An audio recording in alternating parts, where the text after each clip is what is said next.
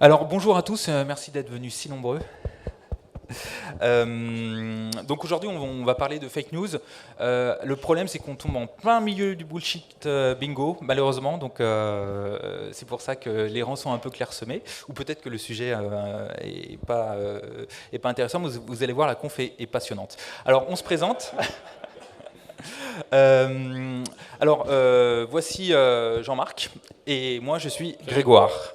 Jean-Marc aka Fou. Et alors nous sommes, on a créé une ONG qui s'appelle Nothing to Hide. On travaille beaucoup sur tout ce qui est technologie et information. On fait beaucoup de formations à la sécurité numérique pour les journalistes professionnels, les boîtes de prod. On travaille aussi avec des écoles de journalisme. Ce qu'on fait également, c'est que on travaille donc en France et ailleurs, on travaille avec des défenseurs des droits de l'homme, des militants, des syndicalistes. Et ce qu'on essaie de faire au maximum, c'est de parler technologie et de donner les outils aux gens qui ont besoin de protéger leurs informations, de leur donner les moyens de le faire et qu'ils puissent le faire simplement. Voilà, c'est ça qu'on fait d'une manière générale. Et donc on travaille beaucoup sur tout ce qui est information. Et on s'est dit que cette année, plutôt que de parler de sécurité numérique, parce que ça fait 10 ans qu'on en parle, mais ce qui est un sujet toujours très intéressant, on allait parler plutôt de fake news. Alors là, je vais laisser la parole à Jean-Marc. Il se trouve qu'on a une invitée spéciale qui va intervenir tout à l'heure, qui est Zoé de Bussière, qui est journaliste et qui est venue, qui n'est pas venue physiquement, mais qui est venue par la magie d'Internet et qui nous parlera de son expérience sur les fake news. On fera le lancement tout de suite après. On la présentera juste après. Mais juste pour introduire le sujet, Jean-Marc, je te laisse parler. Tu as la parole. Oui, donc c'est plutôt bien parce que c'est raccord avec ce qui se passe avec le bullshit bingo, parce que on va vous parler des fake news qui auraient pu avoir la palme, pour moi, des bullshit bingo. On va essayer un petit peu de démonter, d'expliquer qu'est-ce que c'est aujourd'hui que les fake news, pourquoi les médias en parlent beaucoup depuis quelques années, et en fait, plus précisément en France, depuis les élections, où ce mot-là a été utilisé un petit peu à toutes les sauces. Et donc, l'idée, c'est de déconstruire, sans forcément dire que ça n'existe pas, mais essayer vraiment d'alerter un petit peu les gens. Pourquoi ? Parce qu'aujourd'hui, fake news, c'est devenu tellement un mot qu'on utilise partout que notre gouvernement a décidé d'en faire une loi anti-fake news. Et on va aussi vous parler un petit peu de différents projets et d'initiatives aussi pour contrer les fake news. Et en fait, vraiment, notre but final, c'est vraiment de dire que est-ce qu'il y a vraiment besoin d'une loi pour contrer les fake news. Nous, on pense que non. Après, on va en débattre. Voilà des différentes solutions qui existent ou à faire pour ça. Donc voilà, du coup, je vais laisser Grégoire présenter notre intervenante qui a eu la gentillesse de participer un petit peu au pied levé. Donc déjà, on la remercie énormément de sa participation. Et Grégoire ? Alors, évidemment, c'est toujours la même chose quand on fait les tests, ça marche, et quand on fait la conf, ça ne marche plus. Ça marchait il y a 10 secondes. Voilà, donc notre intervenante a des connectivity issues au THSF, ce qui est plutôt cocasse. Alors, ouais. Ah, c'est reparti. Salut Zolé, t'es avec nous. Et je ne sais pas si c'est votre connexion ou la mienne, mais bon, ça marche là, vous m'entendez ? Très bien. Ok. Bon, bonjour tout le monde. J'ai rien entendu. J'ai rien entendu. Alors, je disais, on t'a présenté vite fait. On disait que tu es journaliste chez Cache Investigation, c'est ça ? Et que tu travailles également pour Première Ligne. Et on t'a invité parce que tu avais fait un documentaire sur les fake news il y a 1 an et que tu fais également partie d'une association qui s'appelle Fake Off et que tu as une connexion qui freeze encore. Et c'est...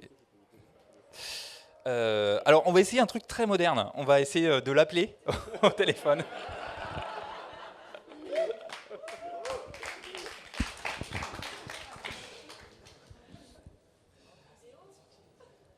Alors, voilà. Oui, Zoé. Écoute. Ouais, ça... C'est la première fois que j'ai quelqu'un en conf qui passe des coups de téléphone. Du coup, je sais pas comment vous voulez opérer. Tu veux qu'on fasse ça Écoute, il se trouve que ça marche à téléphone. Vous entendez quand on a le micro? Eh ben voilà, on va faire par téléphone. Alors, je vais couper ma connexion, enfin, je vais couper le truc, là. Ouais, coupe. Alors, donc, je te relance. Bonjour Zé, merci d'être avec nous. On t'a fait venir parce que tu as fait un documentaire il y a un an sur... mets le micro, hop. Il va monter le micro. D'accord, super. Tu as fait un documentaire il y a un an sur les fake news pour quelle émission déjà? Pour une enquête sur France 2. Voilà, pour France 2. Et tu fais également partie d'une association qui s'appelle Fake Off et qui travaille beaucoup sur l'éducation et contre les fake news.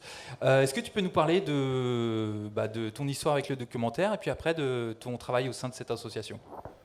Oui, alors en fait, bon, les fake news étaient quand même dans l'air du temps depuis quelques années. Nous, c'est quelque chose sur lequel on a ouvert les yeux de façon un peu brutale et puis un peu naïve aussi après, enfin nous en tout cas en tant que journaliste, après les attentats contre Charlie Hebdo et l'Hypercacher. À partir de ce moment-là, en fait, sur le terrain, on a commencé à se rendre compte que notre profession était totalement décrédibilisée. C'est-à-dire que quand on faisait des reportages, que ce soit en banlieue ou même parfois auprès de politiques, on se rendait compte voilà, qu'on avait vraiment une image catastrophique. Voilà, mais bon, sans pour autant nous alarmer, sans nous dire que c'était qu'il fallait qu'on se remette en question. Voilà. Et puis, avec la victoire de Donald Trump, là, on a vraiment réalisé à quel point on était complètement à côté de la plaque, et puis à quel point les fausses informations avaient un peu, parfois, dans certains contextes et parmi certaines catégories de la population, avaient gagné, quoi. Enfin, et que nous, on était en train de courir derrière. Pile à ce moment-là, donc c'était il y a un peu plus d'un an, c'était l'élection, c'était la campagne électorale en France, et certains candidats, et notamment Emmanuel Macron, commençaient à être victimes, entre guillemets, eux-mêmes de ce qu'ils disent être des fake news. Voilà, et donc c'est à ce moment-là, moi à l'époque je travaillais avec les enquêtes, on s'est dit bon là il y a quelque chose à faire, on a fait une émission complète sur sur les médias menteurs, sur il fallait qu'on se remette en question ou pas. Voilà, et moi au sein de cette émission j'ai fait un sujet sur l'impact des fake news sur les campagnes électorales à la fois américaines et françaises. J'ai pu filmer un petit peu au sujet d'Emmanuel Macron, ce qui n'était pas non plus super compliqué parce qu'il était très très ouvert aux médias à l'époque. Et voilà, on a décrypté un petit peu une rumeur dont il avait été victime. C'était une rumeur qui disait que sa campagne était financée à hauteur de plus d'un tiers par l'Arabie Saoudite. Et c'est une rumeur qui, c'est un type de fake news bien particulier. Ce sont des fausses informations qui se propagent parce que l'auteur de cette fausse information a imité à la perfection le site internet d'un média classique. En l'occurrence, c'était le journal Le Soir, qui est un peu l'équivalent du Monde en Belgique. Voilà, leur site avait été piraté, mais de façon vraiment très très basique, très prosaïque. C'est-à-dire qu'en gros, ils avaient juste copié le code source de la page et ils avaient remplacé ça par, ils avaient écrit un faux article qui disait que Emmanuel Macron donc était financé par l'Arabie Saoudite. Et à partir de ce moment-là, on crée une fausse information. L'intérêt, c'est comment est-ce qu'elle va se propager et comment est-ce qu'elle se retourne, comment elle se retrouve comme ça, finalement à la surface d'Internet et pas dans les tréfonds d'Internet. Et en fait, on voit que, en l'occurrence pour cette information, tout de suite, c'est ce qu'on appelle la fâche sociale qui s'en est emparée très très vite, et ensuite ça a été repris par exemple Marion Maréchal Le Pen qui l'a retrouvé sans vérifier sinon c'était une fausse information. Et ce qui a été intéressant, c'est que le média plagié, parodie en disant hacké, qui était donc Le Soir, a été obligé de publier un démenti. Et donc là, c'est vrai que c'est l'exemple parfait de médias classiques complètement à la traîne par rapport à des fausses informations. Et côté américain, là c'était un peu pareil, c'est-à-dire qu'on s'est intéressé à des personnes qui singeaient des vrais sites internet, des sites internet classiques d'information, type ABC News et autres, Et en fait, j'ai rencontré un type qui s'est basé en Arizona. Il faut savoir que l'Arizona, c'est vraiment une poche de fabrication de fake news depuis très longtemps. C'est de là qu'était partie la rumeur selon laquelle Barack Obama n'était pas né sur le sol américain.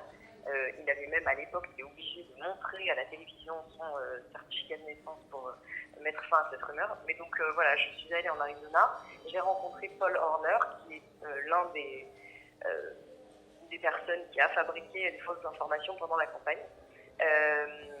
Voilà, c'est un monsieur qui à l'époque avait 38 ans et qui est mort depuis. Il a été retrouvé mort chez lui après quelques jours. Il se droguait énormément, donc je pense qu'il a fait une overdose. Et Paul Horner, lui, il était super fier de vous raconter qu'il fabriquait de fausses informations, qu'il les plaçait sur Internet et qu'il avait plein de faux profils grâce auxquels il pouvait faire vivre ces informations qui très vite se retrouvaient retweetés, partagés, etc. Et alors, on va dire, l'apogée de son art, on va dire, est arrivé avec une fausse information qu'il avait créée, selon laquelle les supporters d'Hillary Clinton qui venaient assister à ces meetings étaient en fait des personnes qui étaient payées $3 500 pour venir assister à des meetings. Donc évidemment, cette information a été vachement retweetée par les partisans de Donald Trump. Regardez, en fait, la candidate Clinton n'a aucun vrai supporter, elle est obligée de les payer. Ça allait aussi avec l'image à l'époque que les anti-Clinton avaient de Clinton, candidate de l'argent, hein, donc on pensait évidemment qu'elle avait plein d'argent à dépenser. Et cette fausse information a été reprise, entre autres, et recrutée par le Corey Lewandowski, qui à l'époque était le directeur de campagne de Donald Trump. Et donc on voit qu'un type vraiment est paumé au fin fond de son appartement, qui n'avait aucun lien avec les médias, vraiment qui était quelqu'un quasiment qui vivait en ermite. Moi, quand je l'ai rencontré, il était parti chez lui depuis plusieurs jours, avait quasiment autant d'importance qu'un média classique et pouvait tromper son monde sans aucun souci. Et puis, surtout, ce qui était un peu étrange, c'est que moi, je m'attendais peut-être naïvement à trouver quelqu'un qui faisait ça soit pour l'argent, soit par pure conviction politique.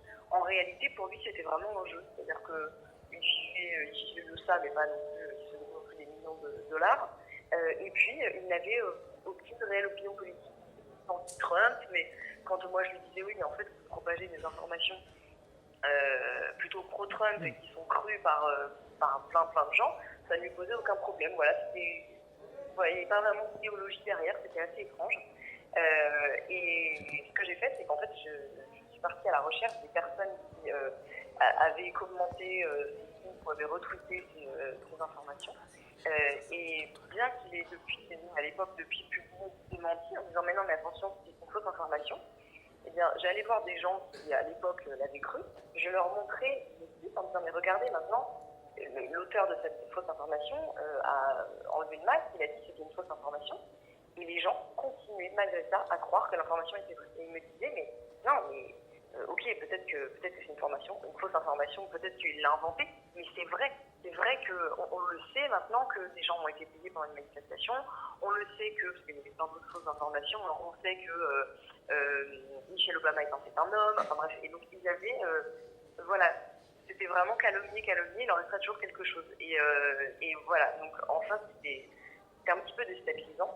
Et voilà, et c'est vrai que je sais pas si vous avez déjà entendu parler lors de la conférence que vous allez mener de la loi anti-fake news, mais moi je pense que le candidat Macron a été particulièrement ébranlé par les rumeurs dont il a été victime, et je pense que c'est pas un hasard si cette loi émane directement de l'Élysée aujourd'hui, elle émane pas du tout du ministère de la Culture, elle émane directement de l'Élysée.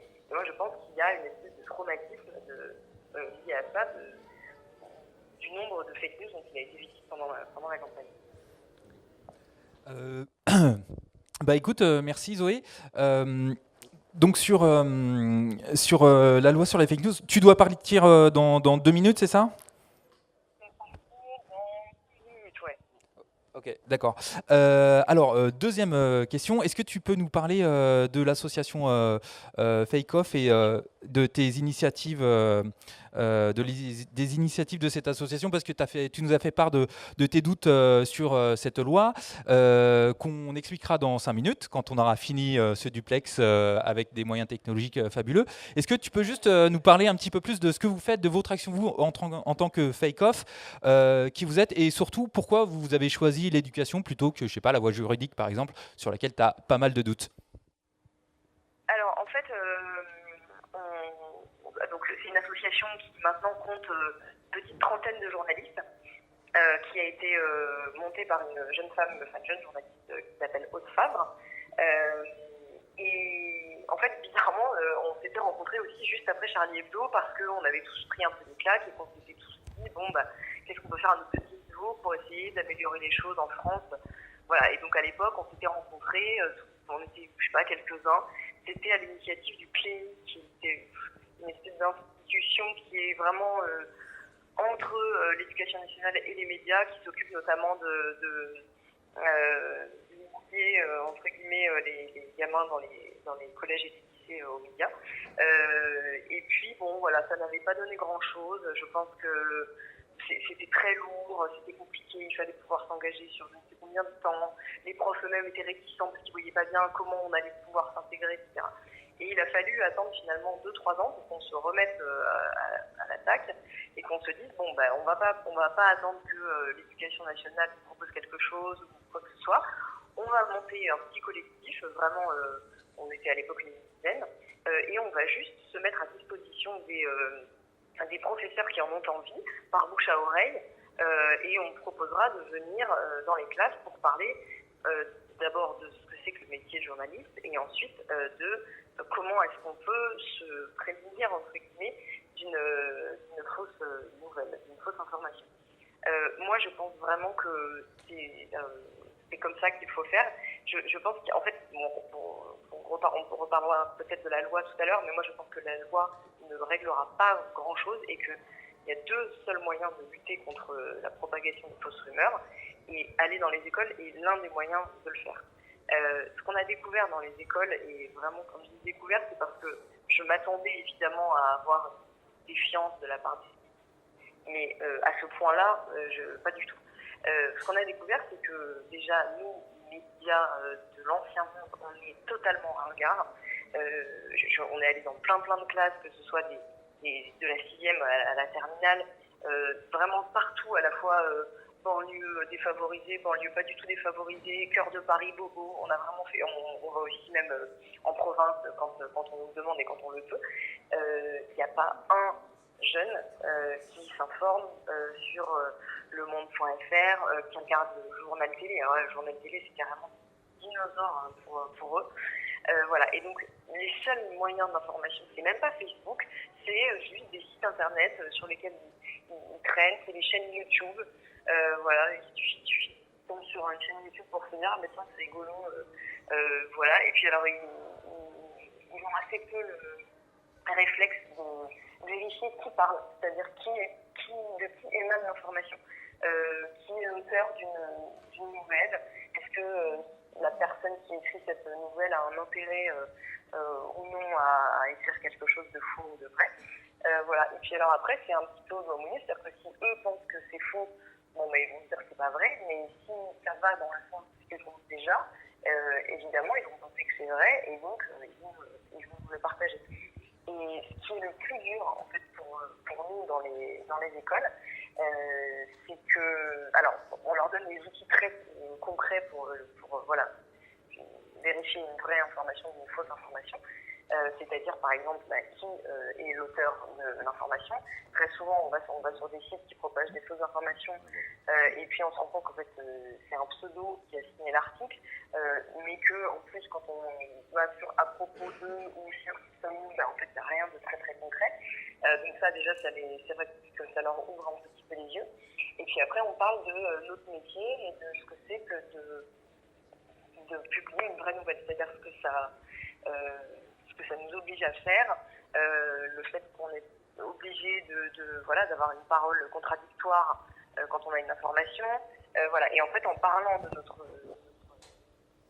métier, on leur fait comprendre que très souvent, quand ils tombent sur un article qui dit pique-pendre ou qui dit des choses un peu farfelues sur quelqu'un, et bien si justement l'article ne donne pas la parole à ce quelqu'un qui est vilipendé ou n'a pas tenté de donner la parole à cette personne, déjà, voilà, c'est un premier moyen d'ouvrir les yeux sur le fait que c'est une fausse nouvelle. Donc on leur donne des outils très concrets. Et puis aussi, l'autre chose qu'on leur explique, c'est comment on travaille au quotidien, parce que eux, ils sont très souvent persuadés, alors pas toujours, hein, mais ils sont très souvent persuadés que les médias traditionnels, on est censurés. Voilà, alors ça c'est le grand truc. Et c'est très difficile, enfin c'est beaucoup plus difficile maintenant qu'il y a 10 ans d'expliquer que ce n'est pas vrai.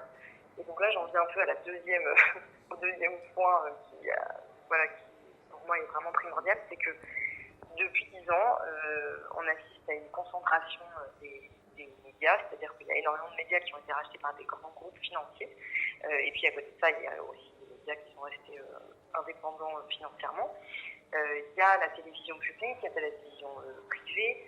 Et c'est vrai que, même si eux n'en ont pas forcément confiance, eux les enfants, je veux dire, ça alimente une espèce de cycle de mais en fait, qui contrôle vraiment les médias? Et les médias ont-ils vraiment la liberté de parler et de travailler correctement?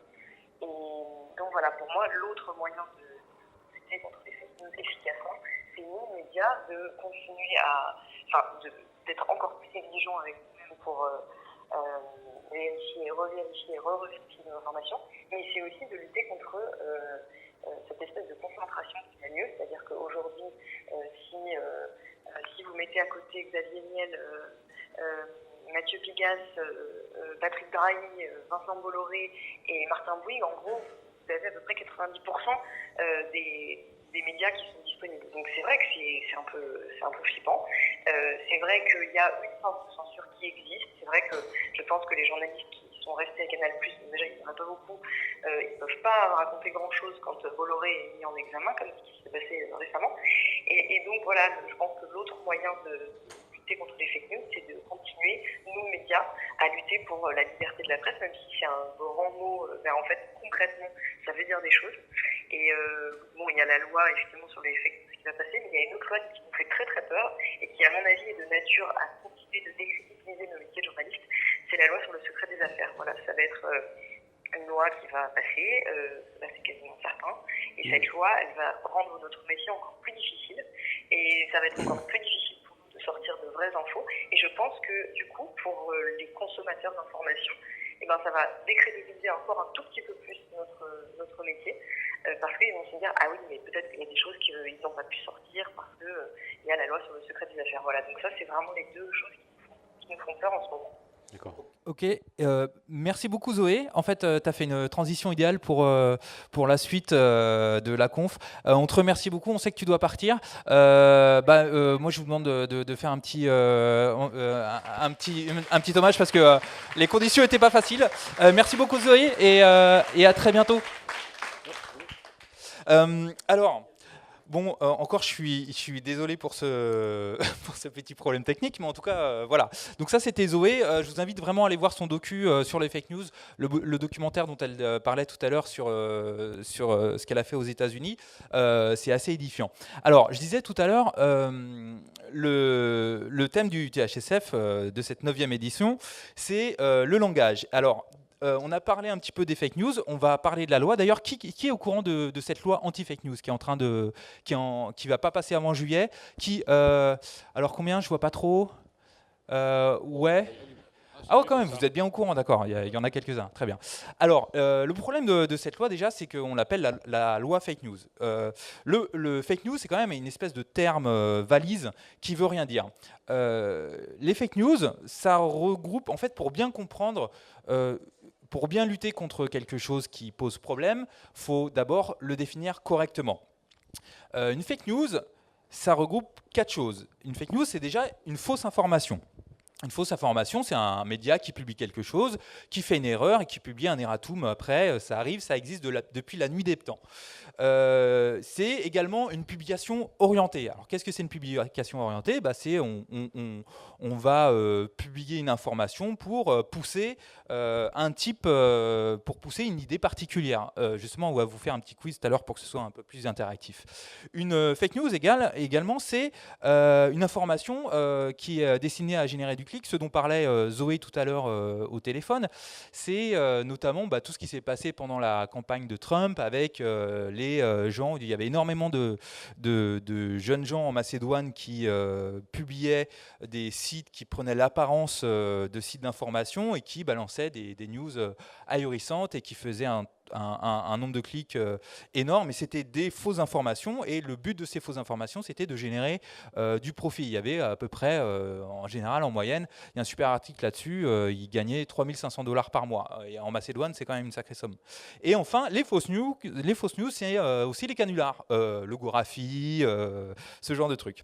Alors, on va faire un petit quiz. Pour justement sur le fake news, pour essayer de voir un petit peu ces différentes définitions. Alors, je vous montre une petite photo, et là on va faire un sondage à main levée. Alors ça, c'est une photo qui a été prise sous la mandature de François Hollande.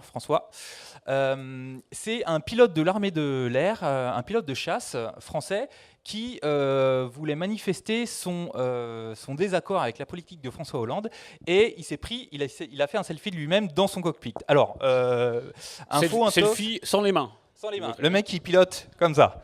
C'est une vraie info ou pas ? Fausse ? Alors non, et qui pense que c'est vrai ? Ah, c'est ok. Qui pense que c'est faux ? Bon, d'accord. Qui est suisse et n'a pas d'avis ? Ok. Alors, en fait, c'est un montage photo. Ça vient de gens qui n'aimaient pas trop François Hollande. Mais par contre, le type, elle est sympa cette histoire, parce que c'est un pilote de chasse américain qui a fait sa. Alors bon, pilote de chasse, on en pense qu'on veut, mais il a fait sa demande en mariage. Sa demande de mariage en avion, en se filmant. Il avait une petite vidéo. Il disait salut, c'est Brandon, Mary, do you want to marry me ? C'était plutôt sympa. Alors ça, c'est une fake news, on va dire, basique. Qui a plutôt bien fonctionné, parce qu'elle a fait le tour de Twitter et de Facebook pendant une bonne semaine. Et oui, il y a eu beaucoup de retweets sur celle-ci. Alors celui-là, je pense que vous allez vous perdre. Une jeune fille retrouve Louis grâce à une oreille implantée sur son bras. C'est un vrai article. Voilà. C'est une vraie info, sauf que... Alors, fake news ou pas ? Qui pense que c'est une fake news ? Levez la main. Qui pense que c'est une véritable information ? Levez la main. Alors, voilà, c'est monsieur qui a gagné, c'est un truc entre les deux. Alors, je sais pas, qu'est-ce qui vous a inspiré ? C'est l'URL ou parce que... Ah voilà, d'accord. Ah ok. Alors ça c'est super, on en parlait tout à l'heure, c'est ce qu'on appelle c'est pas une fake, c'est dans la catégorie des fake news, mais c'est une information orientée, car c'est pas complètement faux, c'est-à-dire que c'est Spoutnik. Vous connaissez Spoutnik ? Bon alors pour ceux qui ne connaissent pas Spoutnik, tu veux en dire un mot, Jean-Marc, vite fait de Spoutnik, ou toi qui as des acquaintances en Russie ? Non, alors ouais, Spoutnik c'est... Sputnik, c'est très intéressant si vous êtes fan d'OVNI, de choses très sérieuses, et puis de re-OVNI entre chaque article. C'est super sympa. En fait, c'est tout simplement, d'ailleurs, je crois que c'est le même groupe que Russia Today. Oui, c'est un média. C'est le même groupe, c'est un média qui fait partie du groupe Russia Today. Et ils ont donc une version française maintenant, comme Russia Today. Et donc, ils font des infos totalement débiles et des vraies infos, sauf que généralement, ils vont un petit peu modifier et présenter une info sous un prisme bien à eux. Et alors bon, Spoutnik, ils n'aiment pas trop les États-Unis, et évidemment, moi je lis ça, je dis ah c'est dégueulasse, une jeune fille retrouve son ouïe grâce à une oreille implantée sur son bras. Alors c'est pas complètement faux, il se trouve que depuis 2012, il y a une technique, quand on a des problèmes d'oreille, on met du cartilage dans le bras et on cultive en fait l'oreille. Après, en fait, on recrée pour les tissus peau. en fait. On recrée les tissus et après, paf, on colle ça. Alors je caricature évidemment, c'est un raccourci, et on colle ça plus ou moins. Alors plus ou moins sur l'oreille. Et sauf que Sputnik, évidemment, ils se sont emparés de cette histoire pour dire que les Américains, c'est quand même des gros dégueulasses qui implantent des oreilles sur les bras. C'est vraiment un côté complètement monstrueux.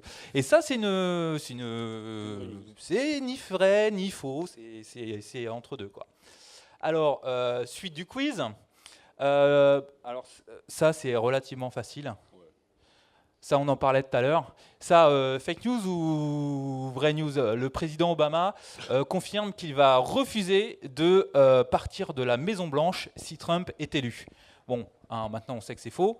Mais ça, c'était typiquement un exemple de Burrard Street Journal. C'est un de ces fameux sites qui a été créé par les petits jeunes en Macédoine, qui publiaient des informations et qui les relayaient sur Facebook et qui se faisaient de l'argent avec. Et regardez à quel point c'est super bien fait. Moi, j'ai l'impression que ça copie tout le langage graphique. Petit peu, puis en plus, oui, il y a même un petit peu le style New York Times qui peut faire vraiment croire à la plupart des gens sur Facebook ou des jeunes, des étudiants ou des collégiens, quand ils voient cette news-là, ils disent bah, c'est un vrai site web, c'est un vrai truc d'info. Je retweet, je balance sur Facebook, etc. Donc là, on est vraiment dans la fake news et on est limite même, il y a quand même un côté un petit peu propagande aussi virale, du coup. Et ça, c'était de la fake news pour générer du clic et du fric. Et la dernière, moi, c'est ma préférée. Alors celle-là, c'est du lourd. Voilà. C'est... Alors, fake news ou pas, je la lis. Loi sur la famille. Le gouvernement refuse de parler de recul, mais de stratégie provisoire d'avancement à potentialité différée. Qui pense que c'est une vraie news? Ok. Alors, bon, vous sortez. Qui pense que c'est une fake news? Bon, évidemment, vous connaissez tous le Gorafi. Alors, pourquoi je prends cet exemple? Parce qu'il se trouve qu'il y a quelqu'un, une femme politique de premier plan, qu'on adore tous, qui s'appelle. Ok, d'accord. Alors, elle a malheureusement pris sa retraite politique l'an dernier, je crois. Ouais, Alors, c'est pas Nadine Morano. Alors, je vous montre parce que c'est. J'ai entendu.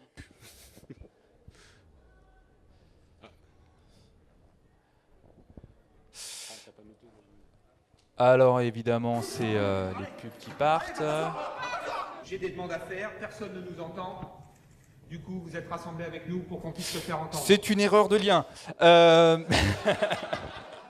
Bon, en fait, ce que je voulais vous montrer, c'était la vidéo de Christine Boutin qui était interviewée sur BFM TV et qui disait, elle est géniale cette vidéo, et qui citait exactement ce tweet du Gorafi et qui disait, vous vous rendez compte, c'était à l'époque de la manif pour tous, elle disait, vous vous rendez compte, on a manifesté et le gouvernement a reculé sur la PMA, mais il ne veut pas dire que c'est un recul, il dit que c'est une stratégie, gna gna gna, etc. Et elle cite le Gorafi sur BFM TV et c'était assez énorme. Voilà, donc depuis elle a pris ça. Bah écoute, alors, on va parler un petit peu plus du projet de loi. Et ça, cette histoire de Christine Boutin, de Hollande, tout ça, c'est fake news. C'était bien avant la loi. Et alors même, d'ailleurs, je ne sais pas si certains d'entre vous connaissent un site. Qui connaît Hoaxbuster.com? Voilà, Hoaxbuster, ça existe depuis combien? Je ne sais pas, moi je crois que dans 80... Hein 2000, ouais, dans les années 2000, début années 2000. Ouais. Voilà. Et qu'est-ce que ça fait Hoaxbuster? C'est un site qui, à l'époque, les fake news, on les recevait par mail. Ouais. Et Hoaxbuster disait, bah, ça c'est un canular, ça c'est vrai, ça c'est un canular, ça c'est vrai, etc. Donc les fake news, c'est un truc qui existe depuis très très longtemps. Sauf que le vrai problème qu'on a, c'est qu'on a Emmanuel Macron comme président. Ah, vous pouvez applaudir. Non, c'est tellement facile au THSF. Non, n'applaudissez pas, c'est moche. Alors, non, le vrai problème, c'est qu'il y a une loi qui est en cours il y a un projet de loi qui va passer certainement avant juillet, à moins que les députés En Marche aient une conscience politique. Non, on va effacer cette phrase. Et cette loi, alors il y a plein de choses. Comme l'expliquait Zoé, Macron, il a été assez traumatisé pendant sa campagne politique parce qu'il s'est passé juste avant en Russie. Et je ne sais pas si vous vous souvenez, il y a un truc qui l'a traumatisé également. On est dans le temple du hacking, là forcément vous savez ce qui s'est passé, vous savez à quoi je fais référence pendant la campagne de Macron. Ouais, les macroniques, ouais. Il y a eu les Macron Leaks, donc c'est-à-dire qu'entre le premier et le deuxième tour, il y a toute une partie des mails de Macron, de l'équipe de Macron, qui a fuité et on voyait pas mal de choses dedans. Et Emmanuel Macron, pardon, c'est un petit peu de respect pour notre président, il a été complètement traumatisé par ça et également par l'influence potentielle de ce qui s'est passé aux États-Unis avec les fake news. Et il a dit, moi je veux passer une loi qui va faire en sorte que pendant la période électorale, ce qui m'est arrivé n'arrive plus jamais. Alors il y a un article 1, il y a plein de choses. Cette loi, il y a notamment, ils disent dans cette loi, pour lutter contre les fake news, parce qu'ils pensent que les fake news, c'est quelque chose qui porte atteinte à la démocratie, ce qui n'est pas complètement faux. Mais parmi les solutions qu'ils proposent, donc c'est sa ministre de la Culture, Françoise Nyssen, qui porte cette loi, elle dit on va doubler les budgets liés à l'éducation. Vous savez, en France, je ne sais pas ce que vous avez d'ailleurs, il y a pas mal d'organismes qui travaillent dans les écoles, donc il y a des assos, dont celle de Zoé, mais il y a également un organisme qui s'appelle le Clémy, qui fait pas mal d'éducation aux médias. Alors ce que fait le Clémy, c'est qu'ils vont voir les profs, ils leur disent bon bah voilà, pour éviter, il y a plein de gamins qui croient aux théories complotistes, et pour faire en sorte que de pas leur dire bah non ça c'est mal machin, on va faire des exercices un peu médias, on va voir comment l'info se fabrique, etc. Donc c'est une super initiative. Sauf que le problème du Clémy, c'est qu'ils ont calculé que pour former l'ensemble des professeurs à tout leur support pédagogique et toutes leurs méthodes qui sont vraiment super intéressantes, ils ont calculé il faudrait à peu près 70 ans. Donc on aura beau doubler le budget lié à l'éducation, ça va pas bien marcher. Mais le vrai problème de cette loi, c'est que, je la lis, c'est que cet article 1 a deux choses très inquiétantes. La première, c'est qu'il explique que de nouvelles obligations préventives pour les plateformes devront d'une part fournir une information loyale, claire et transparente sur l'identité et la qualité de celui qui leur verse une rémunération pour promouvoir des contenus d'information sur leur page. Alors qu'est-ce que ça veut dire en français ? Ça veut dire que quand on publie de la pub sur Facebook, il va falloir que Facebook dise « Ah bah c'est La République En Marche qui m'a payé cette publicité ». Ils disent cette loi dit qu'en expliquant d'où vient l'argent, qui finance les pubs, cette transparence va permettre de au moins dire si tel parti politique a dépensé 2 millions de dollars, attention, alerte, il y a un problème. Donc, à la limite, pourquoi pas ? Mais cet article 1, ce qui est vraiment inquiétant, c'est, et là on parle vraiment, je vais dire un gros mot de censure, c'est qu'elle donne la possibilité d'une action en référé. Alors vous êtes tous juristes dans la salle, vous savez ce que c'est une action en référé ? Eh bien, moi non plus. J'ai fait une petite recherche sur Internet. Une action en référé, grosso modo, c'est une action en justice accélérée. C'est-à-dire qu'on peut saisir un juge dans le cadre d'une procédure accélérée. Et en fait, ce que dit cet article 1, c'est que dans le cadre d'une élection pendant la période électorale, alors la période électorale, c'est entre le moment où vous recevez, vous savez, dans la petite enveloppe en craft, les bulletins, pour qui vous allez voter, ou pas voter, et le moment où vous allez déposer le bulletin dans l'urne. C'est ça la période électorale. Et pendant cette période, on n'a pas le droit de diffuser... un juge pourra prendre, et d'ailleurs c'est le TGI de Paris, pourra prendre toute mesure utile pour faire cesser la diffusion de faits constituant des fausses informations de nature à altérer la sincérité du scrutin à venir. Alors qu'est-ce qui pose problème dans cette histoire ? Parce qu'à la limite, entre les deux tours, pour éviter d'influer un vote, bon, c'est plutôt louable comme méthode. Sauf que là, on dit que s'il y a des fake news, des fausses informations qui sont de nature à dire, par exemple, Fillon, il n'a jamais volé l'argent, par exemple, ou de dire Fillon, il a volé l'argent, et ben un juge pourra dire, attention, ça c'est une information qui est de nature à influer sur le scrutin, et je peux prendre toute mesure utile pour la faire cesser, pour faire cesser sa diffusion. Alors qu'est-ce que c'est toutes les mesures utiles ? C'est le déréférencement, c'est la censure du site, c'est le blocage au niveau des FAI de l'information. C'est-à-dire que potentiellement, un lanceur d'alerte ne pourra plus alerter les autres citoyens pour dire attention, j'ai découvert que tel futur potentiel président a fait ci ou ça, pof, référé, terminé. On coupe la parole non seulement aux journalistes, mais aussi aux citoyens ou aux potentiels lanceurs d'alerte qui seraient susceptibles de balancer des trucs juste avant une présidentielle pour justement avertir les gens de fait que vous allez voter pour quelqu'un, vous ne savez pas forcément tout, et il y a besoin de ça. Ça, voilà, typiquement, c'est le genre de choses super dangereuses. Et l'autre problème, c'est que la personne qui va juger de la véracité de l'information, c'est un juge, C'est un c'est juge, l'État. Voilà. Qui n'est pas journaliste, qui c'est pas son métier, c'est pas recouper de l'info. Donc voilà, déjà, en un seul article, il y a déjà beaucoup de trucs pas cool du tout. Donc ça, c'est le truc qui inquiète pas mal la profession des journalistes. Et est-ce qu'on prend les questions et tu peux la garder pour tout à l'heure, la question, et on la prendra tout à l'heure. Et alors, bon, ça, c'est le moment... Ouais, alors, oui. Systématiquement, dans tous nos slides, c'est une demande à moi. On intègre mon copain Jean-Vincent Samplacé avec sa poule. Voilà. Alors, il se trouve que pour cet article 1, il y a quand même quelques garde-fous, c'est-à-dire que cette information doit être diffusée de manière massive, c'est-à-dire que moi, si pendant un scrutin électoral, le jour où cette loi va passer, si jamais elle passe, et elle va passer, si moi je dis Fillon a volé énormément d'argent et que je le tweete, j'aurais pas de problème. À la limite, je vais me faire poursuivre par François Fillon pour diffamation. Et puis après, je gagnerai mon procès. Mais ce qui se passe, c'est que mon tweet va rester en ligne. Par contre, si c'est rt.com ou Spoutnik qui publie la même chose, comme c'est considéré comme un outil un site qui a une large audience, eh bien, un juge pourra dire c'est pas bien, tu l'enlèves parce que ça peut influer le scrutin. Donc, il y a beaucoup d'autres dispositions dans cette loi, mais ce que ça dit vraiment, c'est un juge va dire ça, tu dégages pendant 2 semaines.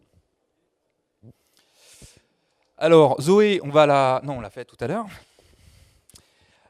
Alors, ce qui est intéressant, c'est qu'on a fait un peu le tour, parce que là, on peut dire, oui, j'ai fait une blague sur Macron, j'aime pas trop Macron, et on fait du Macron bashing, et c'est facile. Ce qu'on a fait, c'est que quand même, pour essayer de prendre un peu de hauteur, on est allé voir ce qui se passait dans les autres pays. Alors, ce qui est intéressant, c'est qu'on est allé voir, il y a beaucoup de choses en Asie du Sud-Est. Alors, je vous le lis, Manille, aux Philippines, réfléchit à un texte de loi sanctionnant jusqu'à 20 ans de prison des éditeurs de fausses informations. Alors, évidemment, on n'est pas encore dans ce qui se passe en France, mais quand même. Et alors, ce qui est intéressant, c'est que les Philippines sont classées 133e sur 180 au classement mondial de la liberté de la presse. Alors, je ne sais pas si tu peux parler de Rappler, d'ailleurs, qui est un média que tu as rencontré à Jakarta. Oui. Ouais, c'est pour faire un peu de... Oui, et je suis censé dire quoi sur Rappler ? Rappler, donc alors... Non, c'est un gros média aux Philippines avec qui à qui j'ai fait une présentation là-haut. Alors, et Rappler, c'est un média qui s'est vu retirer sa licence aux Philippines, parce que je ne sais pas si vous savez, aux Philippines, il y a une guerre de la drogue qui est menée par le président Duterte, et qui, je suis absolument pas sûr de la prononciation, et qui, donc Rappler est un média qui dit, attention, il y a eu déjà énormément de morts, c'est quand même pas cool ce que vous faites, et ils se sont vus retirer la licence de publication. Donc, cette loi, elle est pas passée, mais quand même, et donc je disais que... Oui, ils bossent toujours, mais c'est très compliqué pour eux de continuer à publier des articles sur leur... Ils le font encore sur leur site web, mais du coup, ils sont dans l'illégalité la plus totale. Donc, ça alourdit à chaque fois leur peine aux Philippines, le fait de continuer malgré l'interdiction. Et donc, c'est à cause des lois comme ça qu'ils se sont fait retirer leur licence. Donc, retenez le chiffre, 133 sur 180. Et parce qu'après, on va faire des calculs. Au Cambodge, le Premier ministre, alors il y a une scène et pareil, je suis absolument pas sûr de la prononciation, et un grand fan de Trump, puisqu'il a salué ouvertement les Fake News Awards controversés de M. Trump, récompense ironique inventée par le président américain. Le Cambodge, donc ils sont pas en train de passer des lois, mais c'est comme si on avait Édouard Philippe qui disait ah non mais Trump et ses Fake News Awards, c'est vraiment très cool, ce qui est un peu aberrant. Cambodge, 142e sur 180 au classement mondial de la liberté de la presse. La Malaisie, donc, il y a une nouvelle loi qui a été adoptée en avril qui prévoit jusqu'à 6 ans de prison ferme contre toute personne publiant de fausses informations. Toute personne, pour le coup, c'est pas des médias, c'est moi si je publie Fillon rend l'argent, je vais en prison. 145e sur 180 au classement mondial de la liberté de la presse. Et enfin, mon préféré, la Russie. Donc, je peux te laisser puisque c'est toi le russe de service. Oui, donc en 2018, projet de loi concernant les réseaux sociaux, parmi les mesures. Du coup, je ne l'avais pas lu, celle-ci. D'ailleurs, par contre, la source, c'est très intéressant, c'est Medusa, qui est un des meilleurs, pour moi, médias en ligne russes, surtout sur les fake news et sur le numérique aussi, qui dit qu'ils vont pouvoir effacer n'importe quelle information qui n'est pas vérifiée.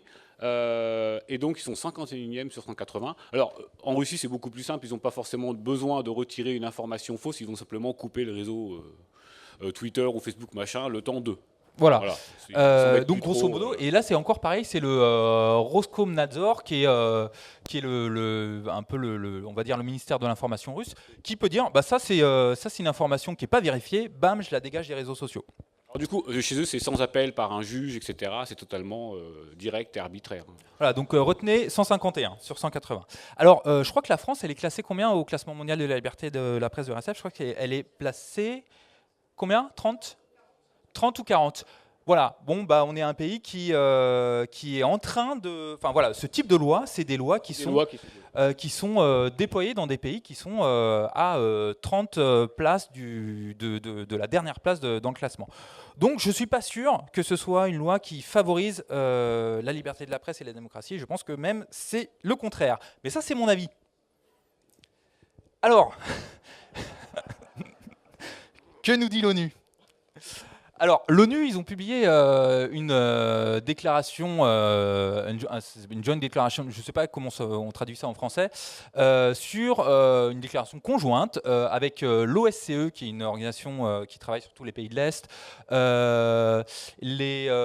l'OAS et l'ACHPR. Oui, l'OAS, tu précises l'OAS parce que... L'OAS, l'organisation armée... non, l'OAS, c'est l'Organisation of American States.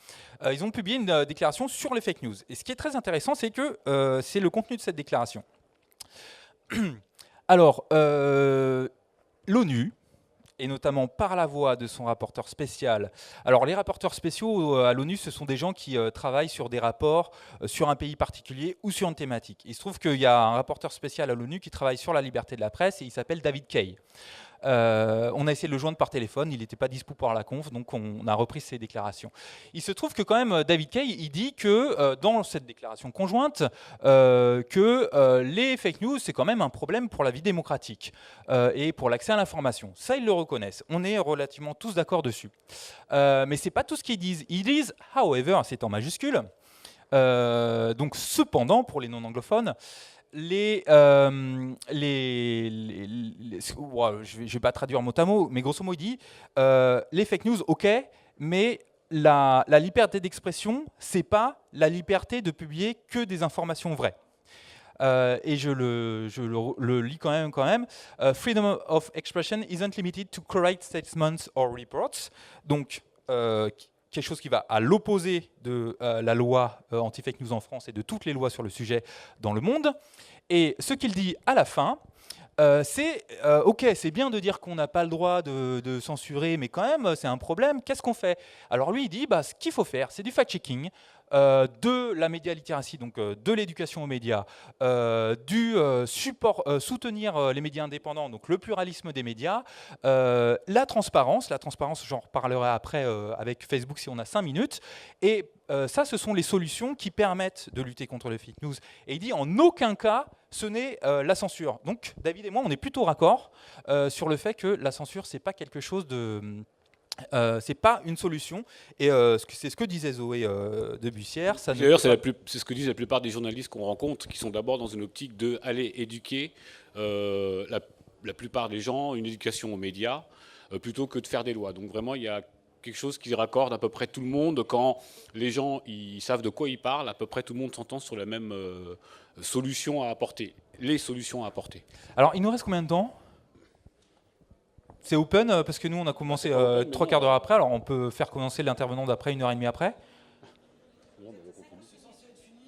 C'est censé être fini. Ok, alors c'est censé être fini. Alors, moi vu que c'est censé être fini, juste vite fait, hein, pareil. L'ONU, c'est intéressant, mais il y a aussi ce qu'on appelle la société civile. Il y a une organisation qui s'appelle la FEJ, la Fédération européenne des journalistes, qui, pareil, par la voix de son porte-parole, qui s'appelle Ricardo Gutiérrez, qui dit « Ce n'est pas le rôle des gouvernements de décider ce qui est vrai, ce qui est faux. On est tous d'accord là-dessus. Merci, Ricardo. » Mais ce qui est encore plus intéressant, c'est que tout le monde n'est pas d'accord avec ça. C'est... les Tegotex, ils sont mignons.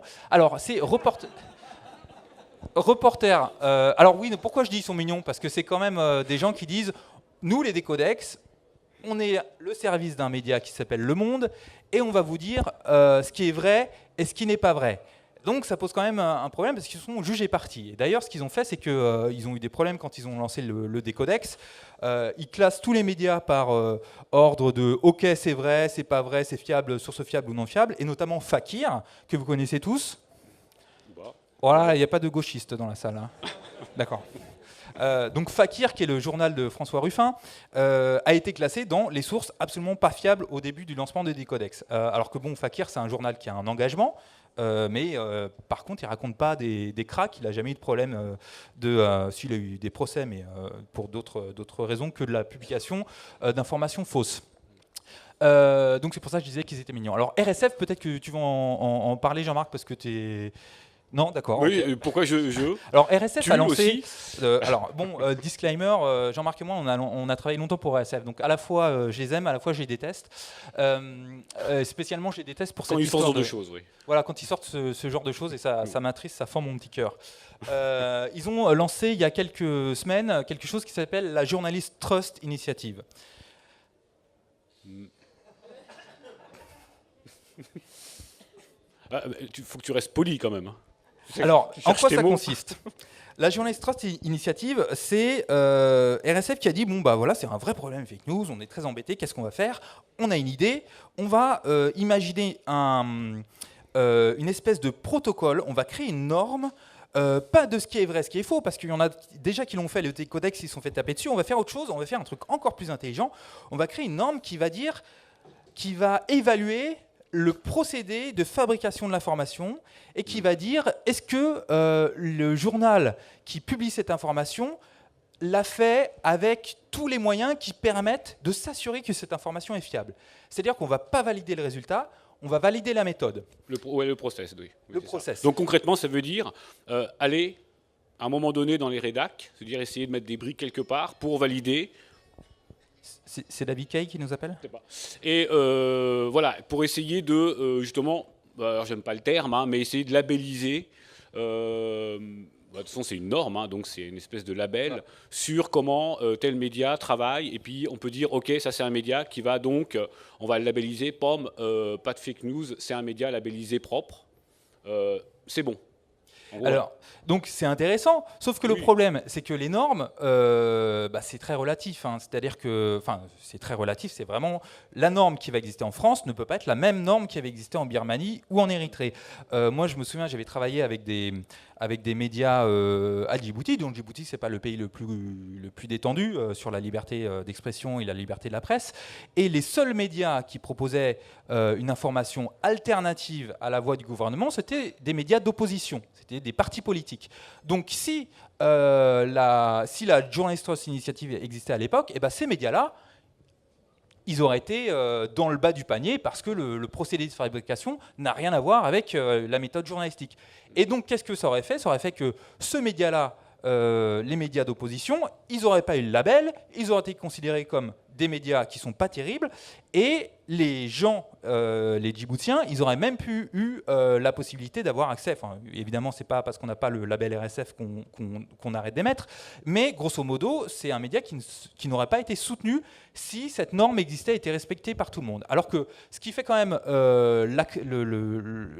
un truc qui est très important dans la vie démocratique et citoyenne, c'est la pluralité. Et donc, si on n'a pas de journaux objectifs, et si on a au moins deux voix différentes, on peut se faire au moins une idée. Et c'est extrêmement infantilisant, à mon avis.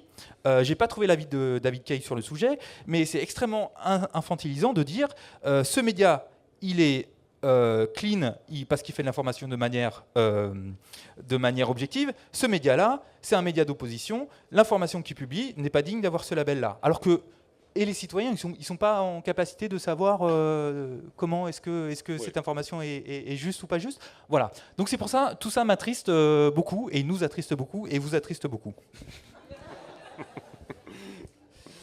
Alors, ce qui marche bien, par contre, justement, c'est le fait c'est l'éducation, c'est la littératie numérique. Et alors c'est vrai, il n'y a qu'un jour dans l'année où on fait gaffe aux informations. C'est le 1er avril, parce que le 1er avril, quand on regarde les informations, alors maintenant ça se fait plus, mais vous savez, les médias ils publiaient des articles un peu bidons, et évidemment après le 1er avril, on se dit bah voilà, on peut faire confiance à nouveau. Eh bien non, en fait, le sens critique c'est quand même quelque chose qu'il faudrait exercer, pas que le 1er avril, mais à peu près tout le temps. Alors, moi, ce que je vous invite à lire, c'est un type qui s'appelle Olivier Arched, et après, on en a fini, on va prendre les questions. C'est un type qui explique que pour lui, le problème des fake news, parce que qu'est-ce qui a amené à faire flipper notre ami Emmanuel Macron sur les fake news ? C'est un phénomène qui existe depuis très longtemps. Le problème, c'est qu'il est beaucoup plus visible aujourd'hui puisque les informations circulent extrêmement vite, beaucoup plus vite. Les informations sont beaucoup plus virales. Je ne sais pas, c'était quoi, tu disais, le temps de diffusion la d'une durée, fake news ? la durée de Ouais. vie d'une fake news sur Twitter aujourd'hui, c'est... j'ai pas retrouvé le site. C'était 8 minutes. C'est 8 minutes, quelque chose comme ça. En fait, vous balancez une fake news et au bout de 8 minutes, vous commencerez à avoir des tweets qui vont débunker votre fake news. Voilà, Donc en fait, en gros, alors c'est peut-être vulgarisé, mais on est en train de faire une loi pour des fake news qui sont débunkées dans les 10 minutes. Et c'est là qu'on se dit, mais c'est complètement fou.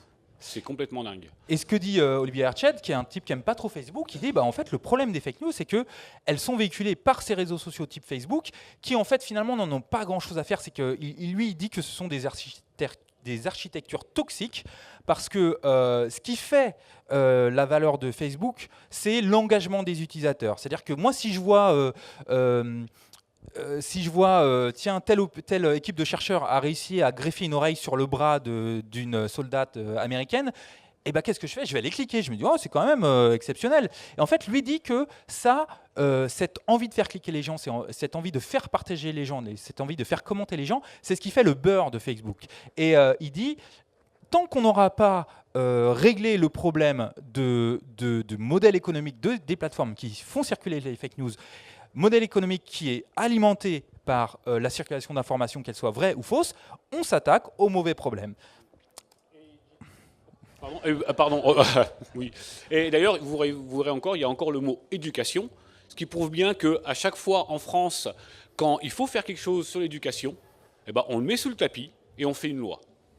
Parce que le vrai problème, en fait, en France, c'est tout le temps l'éducation, c'est aller éduquer partout. Alors, éduquer, c'est pas forcément aller dans les écoles, hein, c'est aussi l'éducation citoyenne, l'éducation populaire. Mais ça les emmerde, ça coûte de l'argent, ça coûte beaucoup de choses. Donc, qu'est-ce qu'on fait ? On va détourner, on va faire une loi anti-fake news, on va aller contrôler les médias, on va essayer de dire aux médias, maintenant, vous faites pas de fake news, on va vous contrôler, on va vous labelliser, comme ça, tout le monde va vous croire. C'est-à-dire qu'on marche complètement à l'envers. Enfin, eux marchent complètement à l'envers. Ce qui me rassure, c'est que pour moi, ils vont dans le mur. Et en fait, il faut les y aider. En fait, à la limite, j'ai même pas envie d'aller contre ce qu'ils sont en train de faire. À la limite, je pense qu'il faut les pousser à y aller. Comme ça, ils iront plus vite dans le mur. Bah écoutez, merci beaucoup. Et si vous avez des questions, on sera ravis d'alimenter le débat et on aurait... Je lance pas ? Alors, des questions. Alors, nous, on a une super surprise à lancer aussi. Alors, mais on a 5 minutes pour les questions. Pour les questions. Ah, d'accord. Ouais, alors, qui a des questions sur cette conférence exceptionnelle ? En premier. Alors, est-ce que vous pouvez descendre prendre les micros ? Ah, il y a même un micro mobile. Sinon, on a un téléphone et on maîtrise le truc. Appelez-nous. Pas de souci. Est-ce que tu peux revenir sur le premier article, le deuxième segment de la loi ? Je voudrais partir d'un fait divers qui est sûrement totalement fantastique. Juste. Ouais, ok. Par contre, les questions, on essaye de faire 2-3 minutes, 4 minutes maximum. Je vais juste prendre un exemple qui est sûrement fictif. C'est l'histoire d'un vieux papy qui a 70 ans qui se fait agresser par une personne qu'on suppose être d'immigration maghrébine. On dit que ce papy a une vie certes retirée, mais il est gentil, etc. Et cette agression a lieu 4 jours avant le premier tour d'une élection présidentielle. Ça, c'était à Orléans, c'était dans ma ville. Exactement. Tu vois très bien de ce dont je parle. Là, le problème, c'est qu'après coup, on se rend compte que cette personne n'était pas si vertueuse, que l'affaire a été montée, et c'est sûrement ça qui a fait passer Le Pen au second tour. Donc, dans les fausses informations de nature à altérer la sincérité du scrutin à venir, d'où viennent les fausses informations ? Elles viennent d'où, en fait ? Des témoignages que les journalistes ont recueillis dans les micro-trottoirs de bonne foi, ou de ce que disaient, en fait, les policiers et l'instruction ? Parce que ça a clairement fausser en fait C'est les second policiers tour. qui ont mal fait leur boulot. Moi, j'ai Ah non, pas mais d'autre- clairement, de toute façon. Et d'ailleurs, alors les journalistes aussi, ils ont quand même un Bien peu sûr, de temps bien en temps du recul. Et là, clairement, sur cette affaire-là, ils ont merdé. D'ailleurs, alors ce qui était assez Ils énorme. n'ont pas merdé, ils ont recueilli des témoignages. Ils ont recueilli les témoignages, mais le Et boulot c'est- quand même, c'est de et recouper c'est ce derrière que leur a dit l'information. aussi. Donc ça, ils l'ont. Mm. Alors le problème, c'est qu'ils l'ont fait à 3-4 jours après, mais c'était trop tard, parce que la news initiale était sortie, c'était les élections, et ça a dû faire peut-être un an quart sur le debunk de cette affaire-là, et c'était de toute façon trop tard. Mais et dans ce cas précis, c'est pas l'interdiction de la publication de cette information qui aurait réglé le problème. Pour le coup, en fait, là, il y a une faille dans la production d'informations, ça paraît évident. Et alors par rapport à, du coup, on fait retirer, enfin, on fait l'action référée, et on fait retirer l'info. Les Festrezans, ils ont entendu parler? Ah non, mais alors, ça c'est très bien. Non, mais à chaque fois, ils se font avoir, mais c'est toujours drôle parce que c'est un peu dans le métro, ne mets pas ta main, ça pince très fort. Eux, ils l'ont pas compris et ils remettent la main à chaque fois.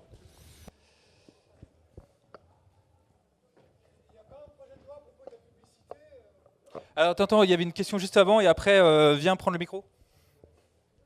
Ouais, moi, c'est pas vraiment une question, c'est un truc que je voulais ajouter justement, c'est que, pour revenir sur ce qui vient de se dire, c'est que finalement, on se demande quand même, en relayant ces fake news, en les contredisant, finalement, on les rend accessibles aussi à un plus grand public. Et je sais qu'il y a des études qui ont été prouvées qui disent que j'ai lu un sociologue qui a dit que dans les années 80, on avait annoncé la mort d'une star sur un truc complètement... voilà, ça avait été repris par les grands médias. Et en fait, on avait vu que genre, parmi tous les gens qui avaient eu l'info après, quand ça avait été repris par les grands médias, finalement, à terme, il y avait plus de gens qui l'avaient cru qu'à la base, quoi. Donc ça pose question aussi voilà, sur le relais de ces fake news par les médias de masse, effectivement par la vérification journalistique. Et je pense voilà, ce truc des fake news et sa reprise, en tout cas, sa gestion par les médias, que ce soit par les décodeurs, etc., pose problème. Mais alors, justement, il se trouve que cet après-midi, enfin Jean-Marc pour le coup, parce que moi je préparais les photos de Jean-Vincent Placé, a animé un atelier sur l'investigation citoyenne. Moi, un truc qui me chagrine à chaque fois, c'est qui a... Alors, je ne vais pas jeter la première pierre, on est tous coupables. Qui a déjà relayé un truc sur Twitter ou sur Facebook sans avoir lu l'article? Bon, mais tout le monde, hein, de toute Ouais. façon. Bon. Twitter, Facebook ou n'importe quel, même sur IRC, hein, ça se fait aussi sur des trucs... Et ben en fait, peut-être que pour éviter justement une des solutions aux fake news, c'est l'éducation citoyenne et c'est le pouvoir des citoyens de dire bah voilà, moi je vérifie cette info. Alors évidemment, on ne va pas faire une enquête systématiquement, mais au moins première chose avant de relayer, peut-être essayer de lire parce qu'on a tous une responsabilité sur la diffusion de fake news. Sur les médias, en effet, c'est très compliqué, mais au moins sur le fait de relayer les informations des médias, ça c'est quand même notre responsabilité de citoyen et moi je considère qu'on la prend pas assez au sérieux. Est-ce qu'il y a une autre question encore?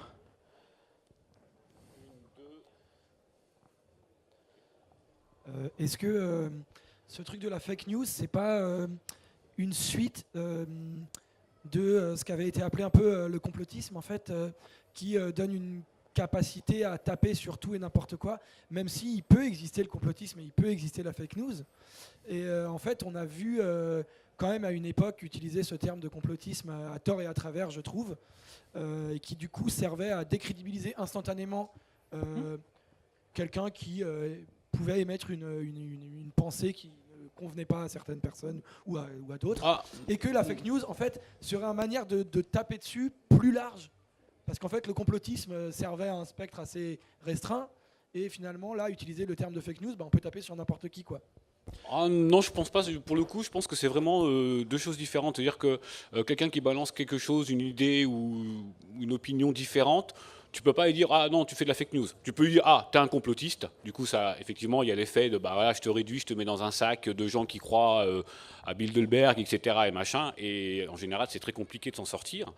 Ça, je le vois beaucoup parce que j'interviens dans beaucoup d'écoles. Parce que du coup, on en revient aux éducations aux médias. Il y a quand même un truc à savoir, c'est qu'aujourd'hui, si vous avez des bons contacts dans votre localité, il y a énormément de profs qui attendent que ça, qu'on aille les voir, qu'on aille les aider Là, il n'y a pas plus tard que 15 jours, 3 semaines, j'ai été contacté par un prof qui m'a dit « Ouais, voilà, j'ai fait ça avec mes élèves sur les fake news, ils aimeraient bien discuter avec quelqu'un, etc. » Donc, ils sont vraiment demandeurs. On ne passe pas par le haut, la hiérarchie, parce que l'éducation nationale, c'est même pas la peine. Donc, il faut carrément y aller directement. Et pour le coup, je vois bien la différence entre le complotisme et les fake news auprès des collégiens et des lycéens. Donc, le complotisme, c'est énorme, ça fait des ravages énormes. Et les fake news, eux-mêmes, font la différence. C'est-à-dire qu'ils font vraiment la différence entre le côté complot, ils voient des complots partout parce qu'ils sont sur Facebook, etc. Donc ça, ils marchent à fond dedans. Mais les fake news, ils savent vraiment le différencier.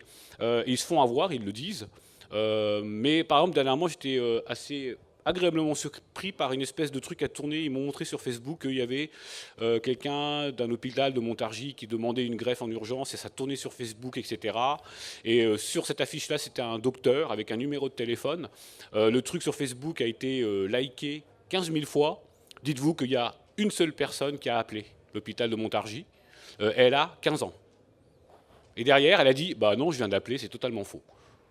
C'est pour vous dire un peu l'ampleur du truc, c'est-à-dire qu'ils ont toutes les infos, ils vont relayer, mais il y a à aucun moment donné, il y en a un qui dit bah tiens, le numéro de téléphone, je vais appeler. Non. Donc ça, voilà, on en revient, c'est l'éducation, c'est l'éducation. Et détruisons Facebook.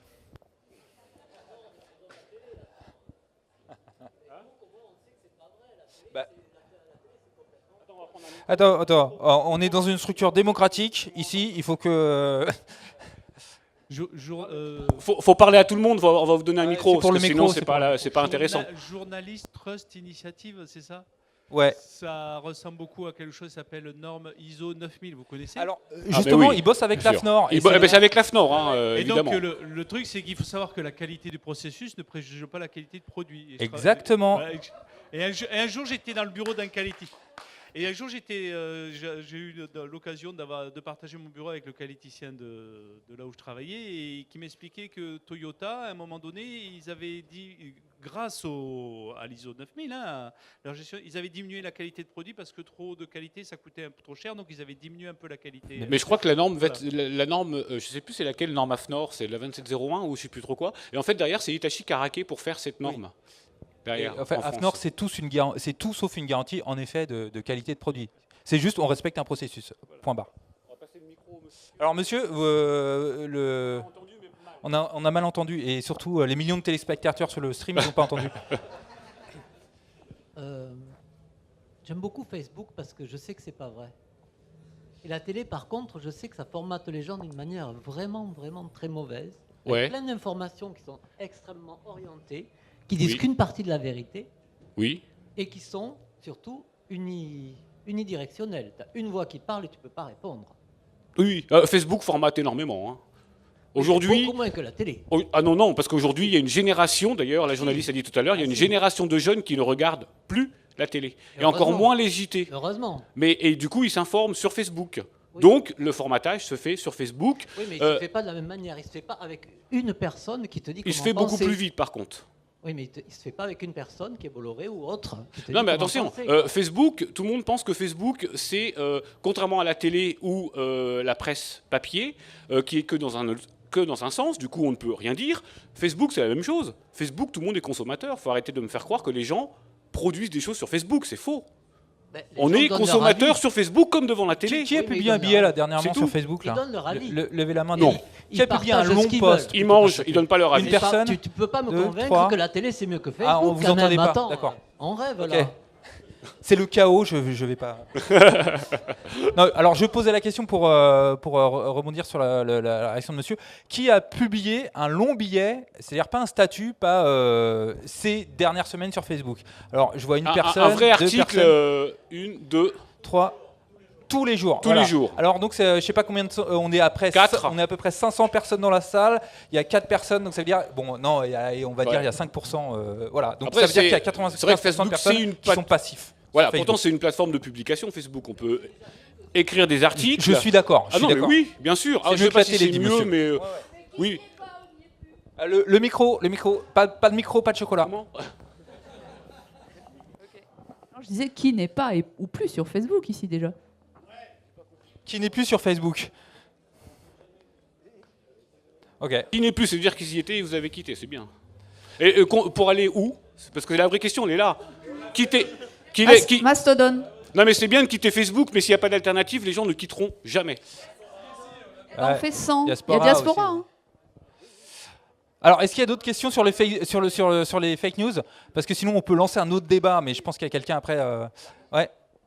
Une dernière. Une dernière, puis après, on a une annonce très importante à faire. Oui, alors moi je suis Diaspora, Mastodon, Facebook, et partout. Donc je vois pas de.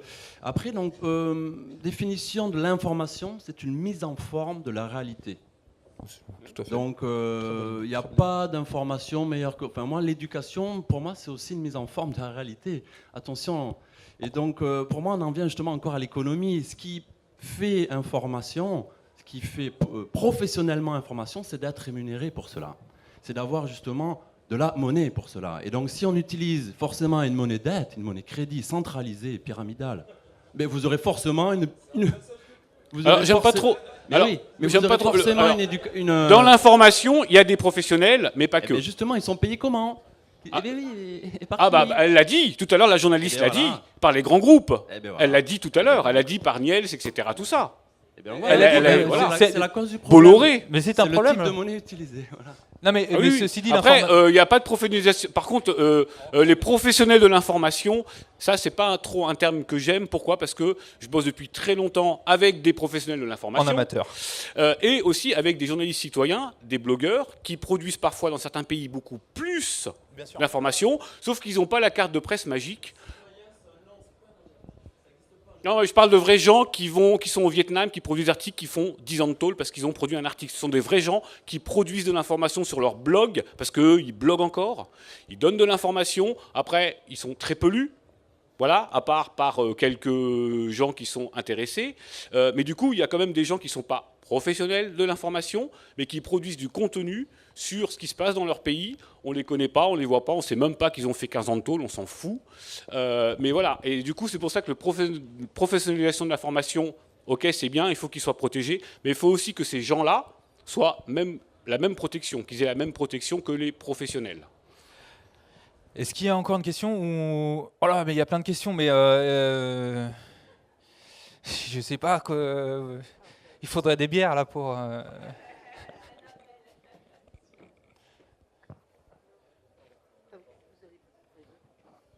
On parle de financement des médias. Selon moi, je demande votre avis, mais selon moi, un des plus gros problèmes, c'est l'habitude des gens à la gratuité sur Internet et le fait qu'on consomme les informations là-bas. Et que pour attirer du monde, enfin pour gagner de l'argent, en gros, avec des informations, il faut du clic et donc il faut des informations qui soient polémiques, racoleuses, etc. Et du coup, ça masque tout le reste de la vraie information.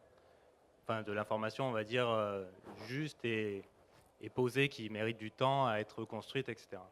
Donc, est-ce qu'une des solutions, ce serait de trouver plutôt un autre modèle économique pour les médias qui soit basé sur autre chose que la publicité, en fait? Et est-ce que les gens sont prêts à payer pour ça? Oui, il y en a. Il y a quelques. En France, on a l'exemple de Mediapart. Il y a Mediacité, qui est un journaliste d'investigation. Comment? Le Monde Diplomatique.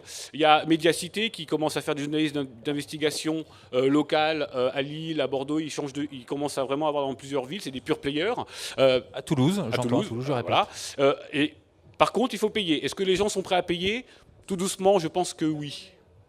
Voilà. Alors, c'est pas un débat sur la monnaie, c'est un débat sur l'info. Voilà. Et tout doucement, il commence, oui, effectivement. Alors après, je ne suis pas sûr qu'on verra dans 4, 5 ans ou 10 ans, parce qu'il faut vraiment du recul pour ce genre de choses. Mais je pense que les gens sont prêts à payer, mais pour le coup, pour avoir de l'information vraiment fouillée, et pas un article, une image. Oui, mais je trouve que c'est une excellente question parce que ça pose le problème. On n'a pas tous envie de dépenser ou les moyens de dépenser 9 € dans un média. Et c'est vrai que c'est un problème. Alors moi, je voudrais juste parler d'un collectif de journalistes que j'aime beaucoup. Il s'appelle les Journalopes. En référence, Journalopes, Merdia, vous savez, tout le vocabulaire d'extrême droite pour désigner les journalistes. C'est un collectif de journalistes femmes, donc très féministes et très engagés sur sur ces sujets-là, qui va faire des reportages au Donbass, là où il y a eu la guerre en Ukraine, en Turquie, enfin vraiment des super reportages. Et certaines d'entre elles, en effet, donc, elles sont toutes pigistes, donc indépendantes, donc elles ont une liberté totale pour leur sujet. La contrepartie, c'est que, eh bien, il y en a pas mal qui ont un boulot à côté, parce qu'il faut bien payer le loyer, les nouilles, etc. Et l'information, c'est, oui, il y a un vrai problème sur comment on finance ce genre de truc. Il y en a qui décident d'aller bosser chez McDo, alors peut-être pas chez McDo en l'occurrence, mais pour pouvoir faire des reportages intéressants sur ces sujets-là. Peut-être qu'une autre solution qu'on pourrait imaginer, mais sûrement très difficile à implémenter, vous disiez, est-ce que tout le monde va payer 9 € pour s'abonner à chaque journal? Si on veut avoir une information diversifiée, ça va vite revenir cher. Je pense qu'il vaudrait mieux pouvoir payer à l'article, par exemple, et d'avoir un compte qui soit commun. Il y a eu l'expérience Flat Air, il y a, alors ça existe encore un petit peu, mais c'était il y a 4-5 ans, je crois, Flat Air. Voilà, ça existe déjà, il y avait Flat Air, il y en a d'autres, je ne sais plus. Sans les gros médias, mais ça n'a pas tellement bien marché. Ouais. Moi, je pense que il y a la presse libre, il y a même Libé, le Monde, tu peux acheter des articles à l'unité, hein, ça existe déjà. Alors, il y avait une autre question juste devant. C'est pas vraiment une question, c'est juste une petite remarque, ça va peut-être vous faire réagir. J'aimais beaucoup que vous ayez pris l'exemple du 1er avril, qui montre bien que même sans éducation, enfin on en a tous une, et c'est important de faire de l'éducation aux médias, l'esprit critique en général, mais même avant ça, on est tous et toutes capables, au moins un jour dans l'année, donc les autres aussi, d'avoir cette attitude, cette posture critique face à l'information. Donc façon de dire que même s'il faut faire de l'éducation, etc., c'est possible et on sait déjà le faire. Bien sûr. Oui, bien sûr, oui. Alors, est-ce que c'est le mot de la fin? Ok, c'est le mot de la fin, mais pas vraiment.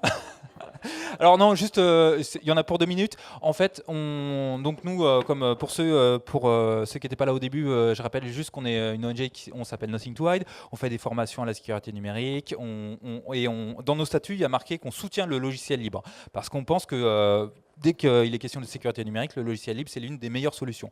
Ça fait des années qu'on fait ça. Jean-Marc et moi, on l'a fait dans des pays chauds, froids, tempérés, etc., etc. Et ça fait des années qu'on utilise les outils libres. Il se trouve que depuis qu'on a créé notre organisation, on a récupéré un tout petit peu de sous parce qu'on fait des formations, on se fait rémunérer pour ça, parce qu'il y a des adhérents qui nous donnent 25 € adhérer, c'est pas cher. Et on s'est dit qu'on allait enfin redonner à la communauté du libre. Donc si vous allez sur nothingtohide.org, on ne savait pas quel projet, à quel projet on allait donner. On va donner 10% de notre budget. Alors c'est quand même énorme. Alors 10% de notre budget, ça fait 500 €. Désolé. Et alors, on vous invite à... Nous, on a identifié des outils avec lesquels on travaille souvent. Et on s'est dit que c'est les communautés de développeurs qui les font vivre. À un moment donné, il faut essayer de les soutenir. Et nous, si on fait ça, ça ne va pas changer la donne. Mais peut-être que ça va faire en sorte que d'autres organisations un peu plus grosses, pour qui 10% du budget, ça fera un peu plus que 500 €, pourront éventuellement s'inspirer de cet exemple vertueux.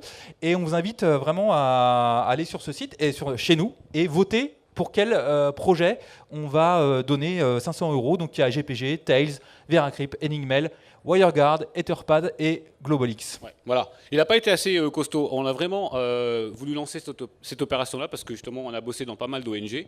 Et voilà, j'ai été vraiment agacé pendant un nombre d'années à aller dans des pays et à promouvoir des logiciels libres comme ça, etc. Et à chaque fois, toutes les ONG donner 0 €. Alors je parle d'ONG qui ont des millions, d'accord, mais qui ont le culot, ces ONG-là, sur leur petit compte Twitter ou ailleurs, de dire aux gens, allez-y, donnez, c'est super cool. Donc en fait, ils vont demander aux autres de donner, mais jamais ils n'ont donné un rond. Comment ? Comme Macron. Voilà, vous avez compris le ton de la Et donc du coup, nous, on s'est dit, mais justement, on a vraiment créé Nothing to Hide pour essayer de faire des choses à peu près cool, et puis justement, ne pas reproduire ce qu'on a vu dans les autres. Et on s'est dit, de toute façon, il va falloir qu'on le fasse, donc nous, on donne, et on n'appelle pas les gens à donner. On préfère donner nous de notre poche, et puis si ça peut aider que d'autres gens donnent, c'est cool. Mais cette attitude de dire, ouais, voilà, on est telle ONG, ce serait bien, allez-y, donnez à ce ce projet-là parce que c'est cool, mais eux ne donnent rien. Moi, je trouve ça vraiment dégueulasse, en fait. Nous, on ne dit pas, on le fait. Voilà. Merci beaucoup. Merci beaucoup. Let's